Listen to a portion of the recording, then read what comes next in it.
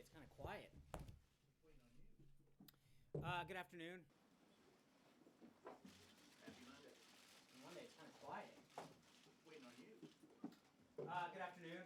Following this testimony, it's clear that nothing has changed. Senior Obama intelligence officials have gone on record to confirm that there is no evidence of a Trump-Russia collusion.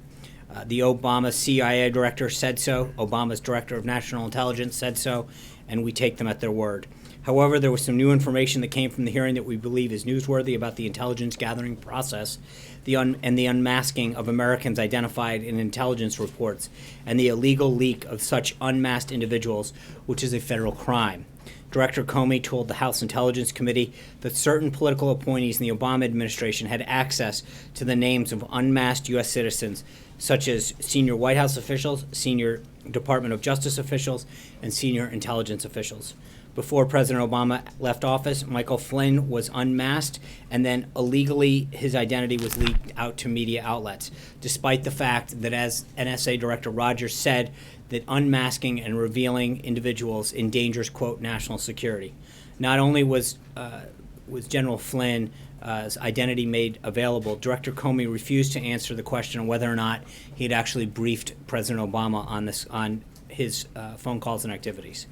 Director Comey called these types of disclosures of classified information a threat to national security and said he will investigate and pursue these matters to the full extent of law.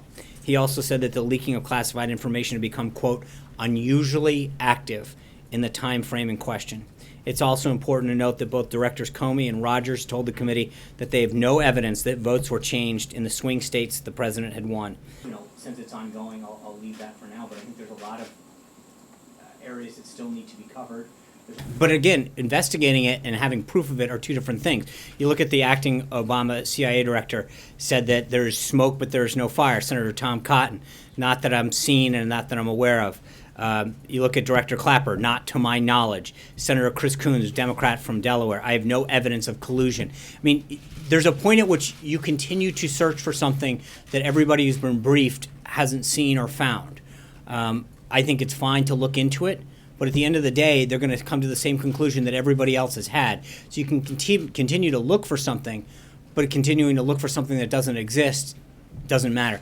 General Flynn, right. But again, during the campaign, right, before the election, and I'm not aware of any. My point is that So you already know what the conclusion no. What I'm getting at is that there is this media narrative that continues to talk about collusion that exists, and yet every person that's been briefed, Nunes, Tom Cotton, Chris Coons, Democrat of Delaware, Clapper, the Obama appointee, have all said that nothing that they've seen makes them believe that there was any collusion.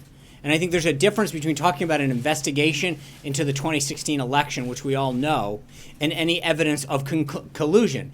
There is no evidence, according to the people that have been briefed, of any collusion or activity that leads them to believe that exists. I think that is an important point that gets overlooked over and over and over again. State debrief the president before I get ahead of deciding what was discussed in Beijing.